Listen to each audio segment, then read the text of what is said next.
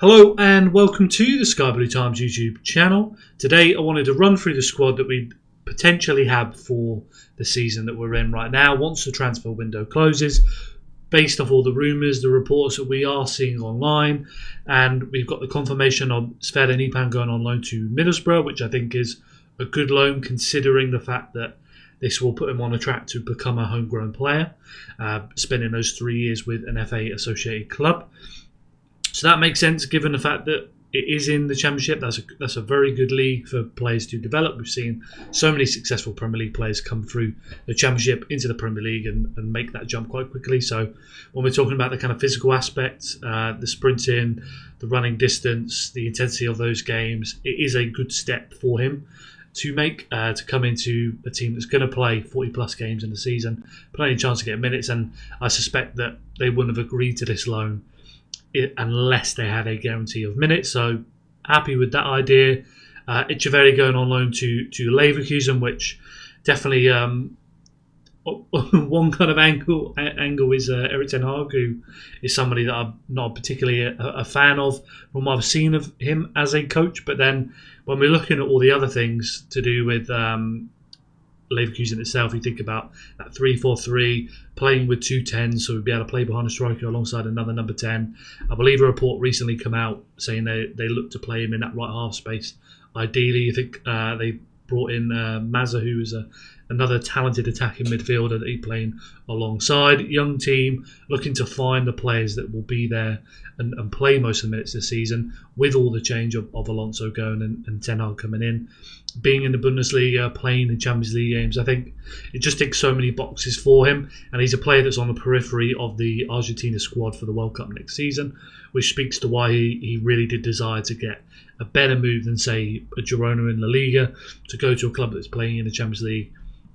It makes sense why he's pushing for that move, because he has a really good chance of making that World Cup squad come next summer. So yeah, those make sense. And then when we're looking at the outgoings, there's always been that lingering kind of thought of, will Gundogan go to Galatasaray throughout the summer window, but nothing's really materialised there. We haven't had anything recently be quite significant on that front. But a move that you could definitely see happening, as much as you could see his desire to want to stay, being around a team, knowing that he wants to eventually become a coach in the future. Well, there's no better person to learn from. So you can definitely see on both sides what way that could go. And if we're talking about the non-homegrown spots, then depending on who else leaves the team, then there definitely could be that spot for Gundogan to stick around this summer. But when we're talking about minutes, that's really where the question lies. For Gundogan, are you looking at this team and seeing spots for you to get minutes? I don't think so. When you're looking at Phil Foden, Cherki, Reinders, Bernardo Silva in the 8 spots, that's where Guardiola sees Gundogan playing, is higher up the pitch as a number 8, more of those kind of attacking midfielder areas. But those 4 players are listed, all play there and all are ahead of him. We look at the game at the weekend, and he spoke about wanting to bring on more of a sense of control higher up the pitch towards the end of the match, and that's why he brought on Cherki. That's something he used to bring Gundogan on for last season, was that kind of control in the final third and just better sense of the tempo. So you've already got that move. You've got Nico O'Reilly that came on to play midfield as well ahead of Gundogan. So I think all of those things kind of indicate that it would be best for him to move on. The signs are there for him to do that, and I'm sure in the future he can come back and work with the club. But in terms of as a player, if he wants to continue playing and play a lot of minutes, then a move elsewhere makes the most sense in my opinion. Manuel Akanji, there's been reports today about the clubs agreeing a fee. There's been just now before I've started recording the video talking about Akanji not being aware of that deal, so I'm sure we'll get updates on that. But if we're talking about one of the defenders to move on, for me it's between Ake and Akanji, between those two that you would move on, and Akanji is the one that is non-homegrown. So when you're looking for that spot, it makes most sense to move him on. Ake is left-footed. It gives you the option to play him at left back and left centre back. When you're looking on the right side with Akanji, you've got Rico Lewis and Mateus Nunes, and you're that third choice right back. If you're looking at centre back, Kusanov come on in front of you in the game of the weekend. You've got Ruben Diaz and John Stones, so you would be the fourth choice right centre back. So when you're looking at the squad and you're thinking about the minutes angle as well, for Akanji, there's not an obvious route there. I think your main kind of crux of the argument of wanting to keep Akanji is for him to be versatile, but we've swapped our back line away from being the team that had this big group of defenders and was playing those centre backs out wide and full back positions. Now you've got Aitan Nori that should be playing most of the minutes at left back. You've got two guys, Mateus Nunes and Rico Lewis, offering the two different kind of setups that you would want from a right back tactically, whether it is Nunes to really kind of hold the whip or Rico Lewis operating more inside. Got those two options there. Really, John Stones can play at right back at a push as well. If you wanted to play a back three in possession, then you can still achieve that without needing to have Akanji play at the right back and move into the right channel. You could just have your right centre back be somebody like Kusanov or Stones.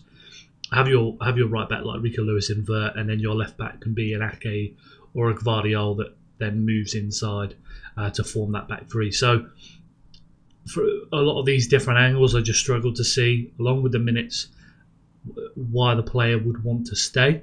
When you're just kind of weighing up all these things, obviously having that contract, the wages that he's on, etc., being settled in the City, being at the top team like City, you can see why he wouldn't be quick to want to leave. But when you're looking at the realities of playing minutes and being involved in the squad, then there's not much there for Akanji, for Gundogan. So yeah, definitely two players to keep an eye on. And then with the goalkeeper situation, as you can see with the graphic I've got below, I've included Donnarumma and Rodrigo, the two kind of players heavily linked as direct replacements should Ederson and Savinho go. And they are the four kind of players we're looking at, where moves will hinge on. If Ederson does agree a deal with Galatasaray, then you'd expect him to go there. And from all reports, Donnarumma would be the number one target for them to bring in. Both are non-homegrown, so it doesn't change on that front. Same with Savinho and Rodrigo. So yeah, and then when you're looking at the clubs, you think with Donnarumma at PSG, a player that has to really be sold this summer if they want to get a good fee. Rodrigo, somebody that has been not frozen out, but it's quite clear from the minutes that he's played and how little he's even come on at all, and the way he's been spoken about by the Madrid press, that this is not somebody directly in the plans of Alonso for the time being. So you've got two players there that when you're dealing with the clubs, these are clubs that do want to make those sales and get that deal done, provided that it is at a fee that suits both parties. So I think City are in a good position to be able to make moves on that front. The two players individually, I'll definitely do a deeper dive into the players. I think on Donnarumma, I'm still kind of confused exactly the match and understanding the kind of thought process behind that deal.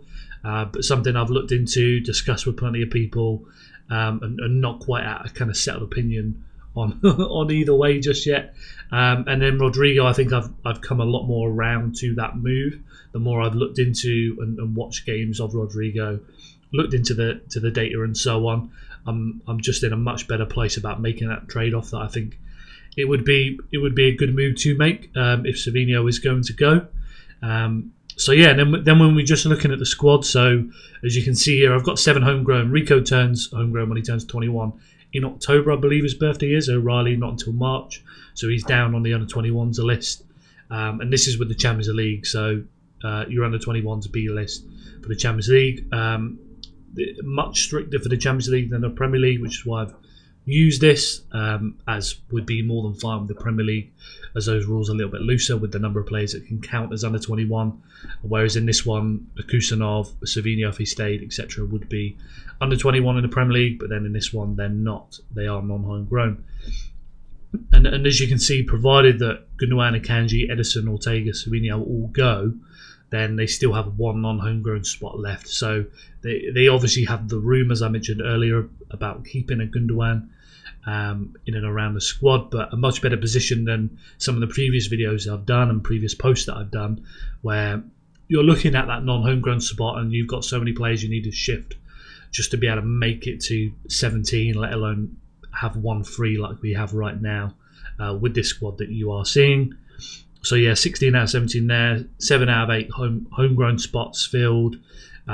Squad size of 24. You're probably looking for something like 23 for Guardiola. I'd have to double check across the years that he's had a squad, but 23 is generally around a sweet spot. And I know people are a little bit unsure when he talks about the small squad. But what I would say, and this is the thing that he always does point out, is you want every player in the squad to feel like they have a genuine opportunity to get minutes, to start games and be involved. And if they feel like they're involved, then you're just going to have a much better atmosphere on the group, the culture, etc. if everybody feels like they're bought into the team. It's just simple kind of stuff you'd see in any kind of team environment, let alone in any kind of team sport environment. That is the reason behind it. And within that, you want to be looking at more players in the squad that meet that kind of criteria of being genuine options. So if you have Rodri as your number 6, but then think about Calvin Phillips when he comes in, he may be on paper a squad member and a backup number 6, but he's not a genuine option to be used by Guardiola. And that kind of carries it through. You think about Sergio Gomez. I know he has some really kind of diehard fans for him, but if he was down as the backup left back, so on paper, yes, he is. He does tick that squad number, but he's not a genuine option to play significant minutes as a left back. So when you're talking about a smaller squad, you need to have more players in that small squad to still have the number, but the depth of it needs to be players that are more genuine options. And obviously on the flip side of that, you're trying to balance out the seniority of those players, the expectations of those players for minutes, the wages those players are on. So you can't have 23 players that are all first choice starters. And finding that balance is obviously the secret to building a successful team that City have done for many seasons. And if we're just looking at this squad below, the obvious kind of standout point is right back. Now it looks like the team are more than happy with those two options. I think Rico Lewis's performance gives a lot of encouragement. I think Mateus Nunes still has, despite good performances in the Club World Cup and the tail end of last season, work ahead of him to kind of show fans to be really confident in him playing in that position. Maybe we'll see some movement, who knows, but I'd expect by the time we get to summer 2026 there will be a first choice right back coming in that can play most of the games, play 3,000 plus minutes, and that will be a target for next summer. You have the real kind of standout areas of the squad that you think would move on by next summer, or at least be candidates to move on, and that would be John Stones at the end of his contract and Bernardo Silva end of his contract. Nathan Ake, Mateusz Kovacic, I believe, will both have 1 year left by next summer. So they're the kind of areas of the squad where you'd be looking at thinking, okay, is this an area where we'd improve? Obviously, 2 of those guys are homegrown, 2 of them are not. So then when you're looking at the kind of space of where you bring players in, that's something you have to weigh up. You think about the central defenders we have out on loan, Vitor Reis, Jumabar, they're not homegrown. Then you've got Simpson Poussey and Max Alain out on loan. They would become homegrown and be on the 21 list until they are. So you've got options there. You think about midfield, if somebody wants if you want somebody like an Adam Wharton, that's somebody that would come in as homegrown. But then if you wanted to go someone different that is non-homegrown, then you're going to need to take that spot by moving on a Bernardo Silva, for example, or a Kovacic. So you're just kind of weighing up those things. When I'm looking at the squad, we've got that genuine option to cover for Rodri. We've got the genuine option to cover for Erling Haaland and Marmoush. We've got players across that can play across the front line, whether Savinho or Rodrigo are in the team. There's more than enough options there to play on either wing, and options within that can do a job out there as well as being top players there. So Oscar Bob is definitely looking like the first choice right winger, but Jeremy Doku can absolutely play on the right wing. So can Phil Foden, so can Cherki, so can Rodrigo or Savinho. So you've got options in and around the team, even though there's a gap there in terms of the depth. Then when you're looking at centre-backs, I know people have spoken about that being a concerning area. It's not for me because Diaz, Kusanov, Gvardiol all have very good fitness records, and you're not relying on Nathan Ake and John Stones to be first-choice starters. And Kusanov can play on either side, Diaz can play on either side. So yeah, I wouldn't be too concerned about that front. That does seem to be the area people do mention. Aitonori, stellar fitness record. You'd expect him to play a lot of minutes. You've got two options in Gvardiol and Ake that could do some minutes there. You've got Nico O'Reilly that proved at the end of the last season he could do a job there. So when you're looking at AFCON, that's probably the area to be concerned about. And I'd expect O'Reilly to get a lot of minutes in that position. And really has the kind of physicality to do a good job in that role, and that gives him some good minutes, along with hopefully playing more in midfield, which coming on towards the end of the game against Wolves in midfield alludes to Guardiola using him there in the future. But yeah, that's pretty much it. I think across the whole squad, I think they're in a really good position. Ideally, you would want a right back, and that's probably going to come next summer. You're probably looking at a new midfielder coming in next summer. You're looking at integrating those centre backs ideally rather than buying one, and then you may be looking at whether somebody comes in on the front line as one of the wingers to just freshen it up again the following summer. But when we're thinking about what the squad used to be like, going back just at the start of the 24-25 season, I believe they only had Diaz, Akanji, Ake and Stones as the genuine options to play at centre-back. Gvardiol was the only listed option at left-back, and obviously Ake could fill in there. And then when we were looking at right-back, we had Kyle Walker and Rico Lewis as our options to play there. And Rico definitely did a good job for a lot of games, but wasn't able to do all of those games. Kyle Walker had his drop-off physically as well as in the performances. And then obviously your injuries to a John Stones, to a Nathan Ake, etc.